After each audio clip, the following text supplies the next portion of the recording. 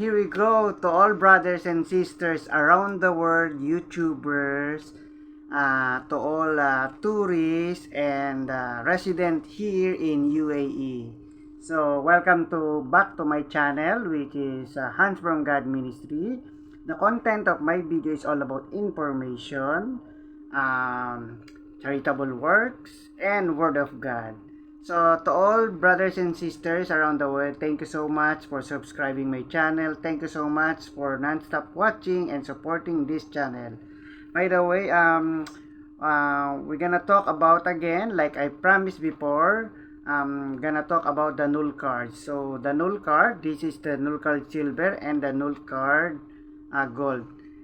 This topic we already discussed last few months, no, regarding about this. So what I promise is from this video we're gonna make another video how to use this null card silver or silver gold in different places. The other I already make a video, which is you can watch it again. For those person who's not watching that video yet, you can watch that video. So from this video we're gonna talk about how to use this null card in Dubai Park. So in park you're gonna use the null card. So it doesn't matter you're gonna use the silver or you're gonna use the gold. So from this video you're gonna learn how to top up and how to use this card. And another question is how much. I will tell you how much is the charge from the Dubai Park, no? And at the end of the video. And aside from that, from this video, you're gonna see and view what is inside the park, and then what is the do and don'ts, and a lot of information from this video. So please do not skip the ads, because the ads is supporting this channel. And for the person who wants to, you know, to support this channel, you can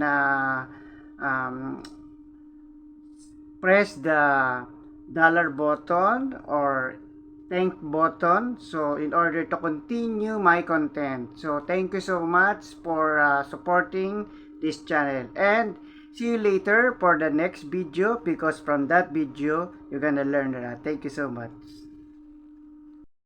Alright, here we go again. Now to all viewers, tourists, thank you so much for watching this video. Some people ask me, how could I go to Dubai Zabeel Park? So, of course, the most comfortable and most easy is you can rent a car. Secondly, also, if you have your own personal car, you can go there. And for those person who is, of course, they have a budget only. Anyway, it's very affordable park. From there, from the metro station, this is previously Al Jabaliyah station, but from the Al Jabaliyah station is a Max metro station. Just stop there in the red line, and then from there is a walking distance only, is a little bit near. And then people might also, they don't like to use the metro. You can use also the Dubai taxi using your null card or credit card as well. Alright, here is the rules and regulations, the do and don'ts. This for the jogging track instruction. So, no smoking and shisha. Wear decent dress. No littering. Walk or jog anti-clockwise. No spitting. Pets, no pets allowed. Do not feed cats on the track. No roller skating allowed. Do not use electric scooter. And this is the one from the admin part, which is the lower one. Admin is not responsible for the theft or personal accidents. Any violation shall be punishable by law. No motorcycle and bicycle allowed. Okay. Alright, here we go again. Welcome back to my channel. Welcome here in Zabeel Park. So in Zabeel Park, you're gonna see the map. So easy for you. This is your guide. Just to inform you that Zabeel Park is 47.5 hectares. So to all viewers, this is additional information for you. And also from the Zabeel Park, you're gonna see the entrance, gatehouse, toilet, food court, exhibition gallery, etc. So from this video, you're gonna learn a lot. And then before you go there, at least you are prepared. So this is only easy for you to visualize what we have there. So have a look and enjoy this video. And just to inform you also that it's really nice to visit Sabil Park 5 p.m. in the evening or in the afternoon. So that this because you know that UAE is a hot area. All right, thank you very much. Now we are going to go to the inside the Sabil Park. Just to inform you, what is the best timing for the Sabil Park? So the best timing is Sunday through Wednesday from 8 a.m. to 10 p.m. You can go there from 8 a.m. to 11 night on Thursday through Saturday. Okay, so this is your information. At least you have idea once you come in the Zabeel Park, Dubai. Okay, now we are going and I'm guiding you. Just to inform you, drone is not allowed also, yeah? So, now we're gonna use the null card here. I told you a while ago that we can use it's either gold or silver. So I'm gonna use the gold in order to enter. Okay, see, look at that.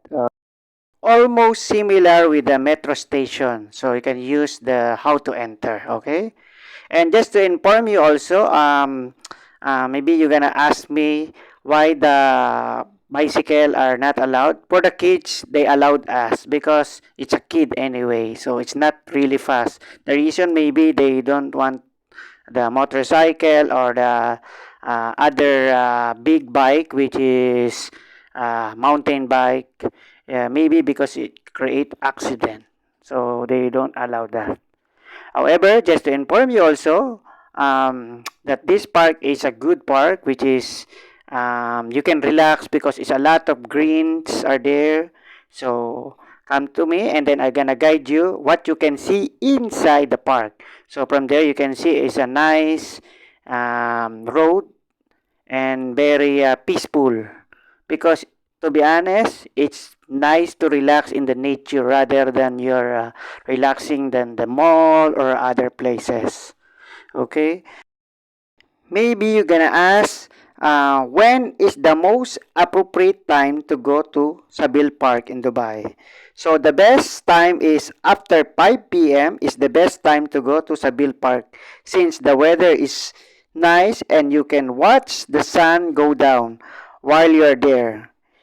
If you're passionate about the outdoors or walking out, going to the park is the best thing. In breath and some oxygen-rich air and a great idea.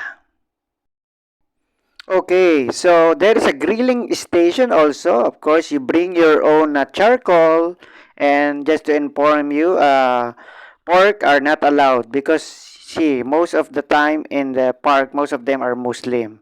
However, of course, what about the Christian? What about the other analogy that eating pork? That is possible also. But what you're gonna do, bring your own grill, yeah?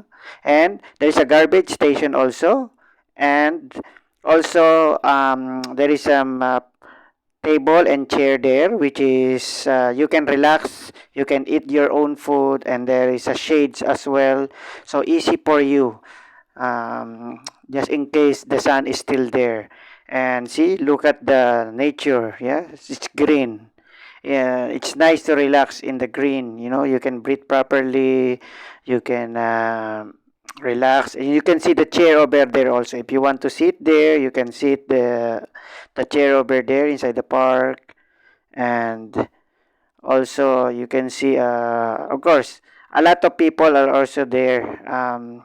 Because on that video is less people for you to to see and visualize what we have there. And one of the good news also while I'm walking, you can see over there that video that if you have kids, of course you can bring your kid, yeah. So your kid, there is a swing also, so they can play over there. So just to relax, yeah.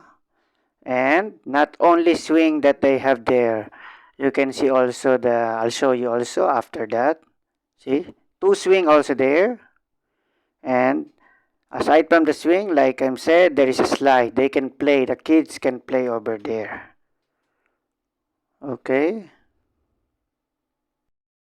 Alright, another information. Um, Children under 2 and anyone with impairments are not charged to enter. Okay, that is additional information.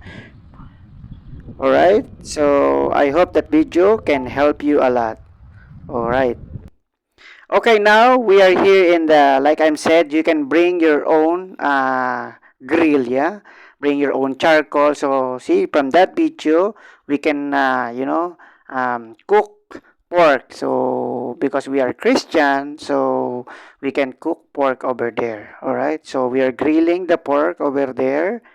And just to inform you, maybe you're gonna ask where I can buy that grill. You can buy in the Carrefour or some supermarket the grilled, yeah. So you can grill, and it's nice, of course. It's nice if you're grilling something.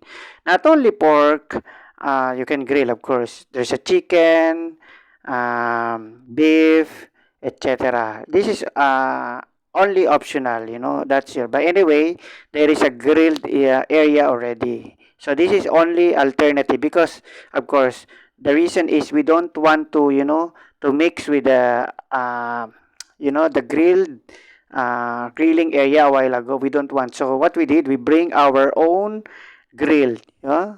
So from there you can see it's really yummy. Yeah. All right. And then of course it's up to you how you're gonna do it. See, we use our we have some our ketchup, and then of course we brought our disposable. We put all the disposable as much as possible, and from there we also use the fish, we wash the fish. Just to inform you also, bring your own water because there is no water over there. So bring your own water, so easy for you to grill and a lot of things. Alright, thank you so much for watching my video. I hope it's gonna help you. God bless us all. Bye.